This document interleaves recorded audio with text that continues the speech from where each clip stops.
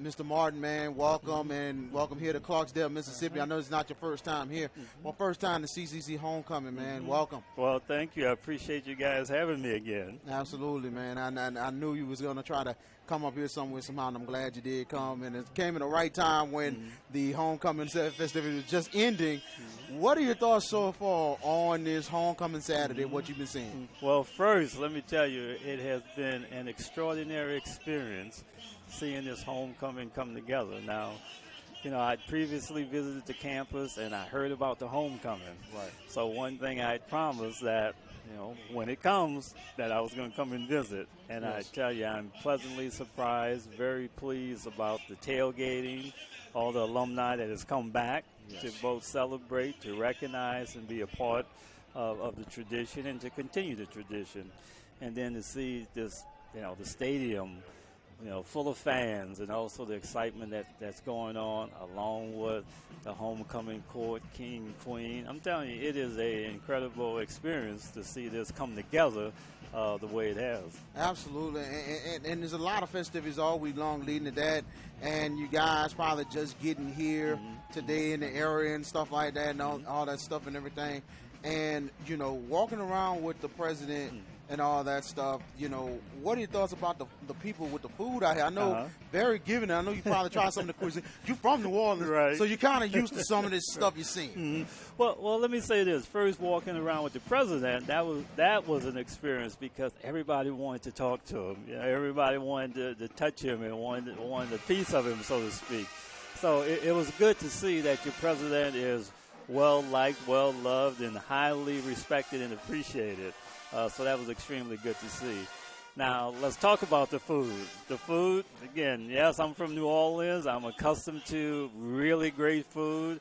But, look, this is very close to home cooking to me. You know, the greens, the mashed potatoes, the catfish, you know, the ribs, all extraordinary, all great tasting foods, and all the cooks out there that did a great job, I have to tell you. Wow. I mean, they come out here early in the morning, prepare and all that good stuff and everything. But it's you know, it's definitely for the community and everything else. And it's amazing that you got people out from all over the Delta coming here. But then also, you go against your crosstown rival over here that's like almost 45 minutes away to come over here as well.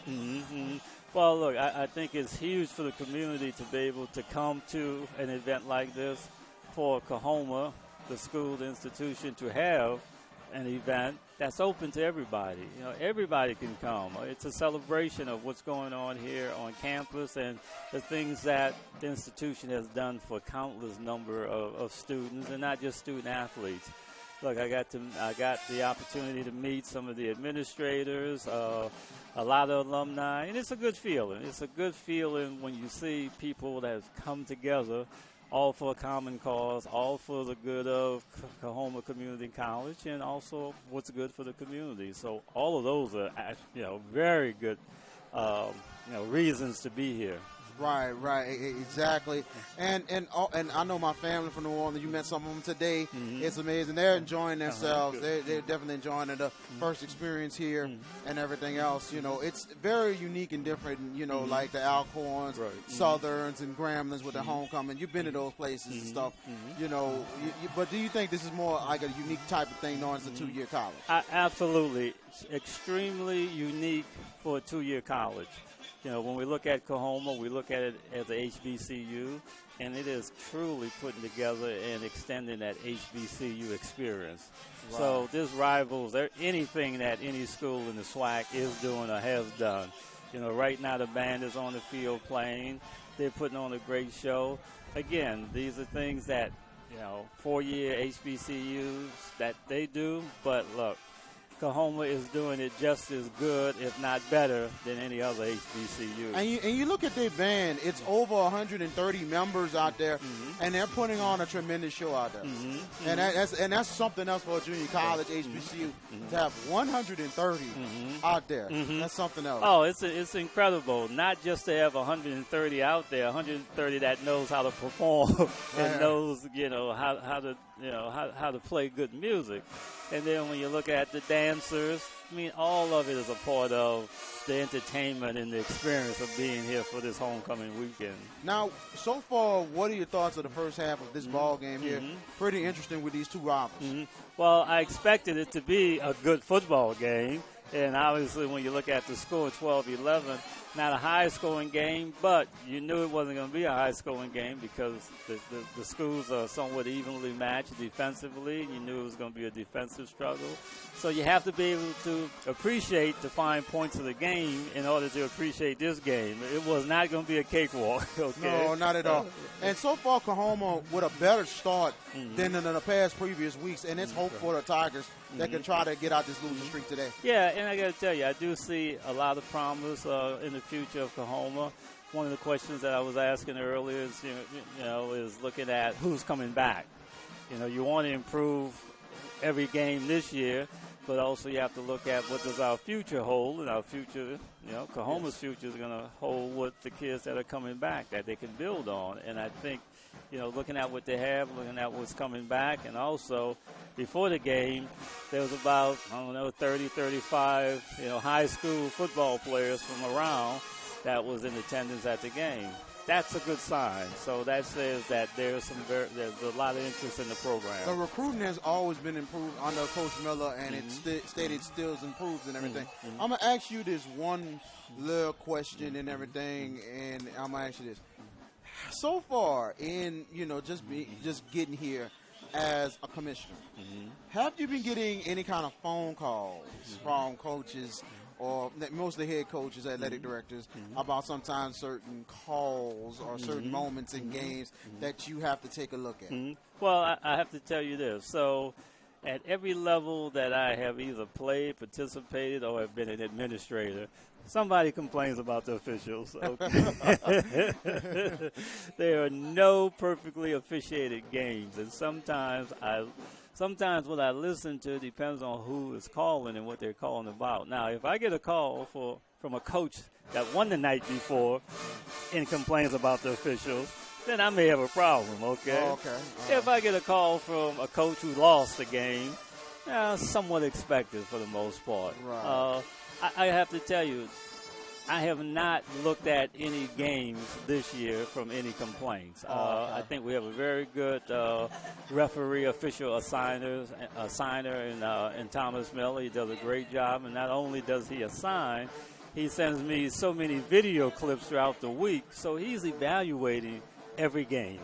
Every game. He has access to all the live streams, all the videos, and he reviews them, and he sends me video clips. So if there's something that we should take a look at, or if there's a complaint, we have easy access to do it. So what I like to do is I first defer everything to Thomas, because he is the expert, and if there's an issue, I let him do what he's supposed to do. He's supposed to deal directly and work directly with the officials in order to train, teach, to improve. So if we have issues, we address them. But I got to tell you, we have not had tons of calls about complaints about officials.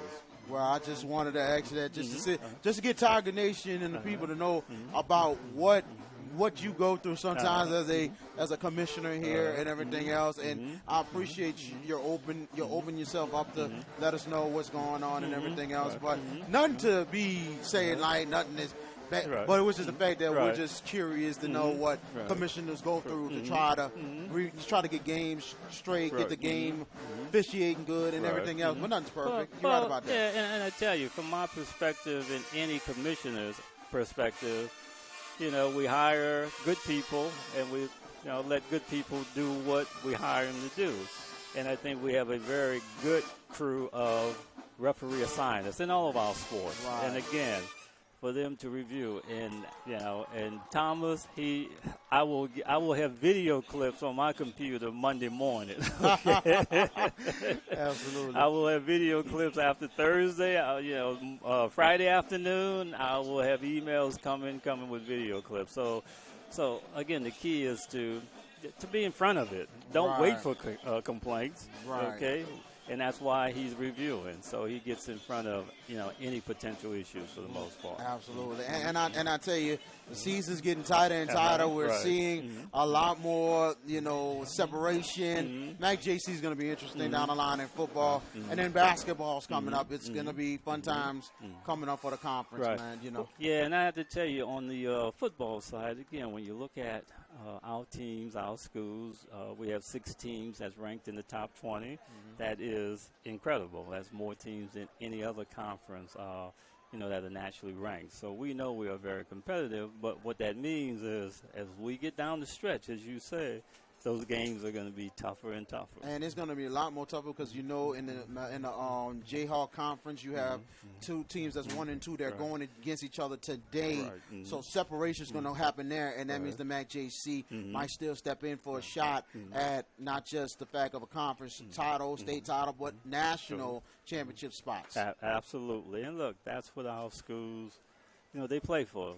They play to compete on a national level. And when we have so many teams that are so good, it gets more and more difficult as the season goes along. So when we get into the next 2-3 weeks, it's going to really prove itself out to be very, very important.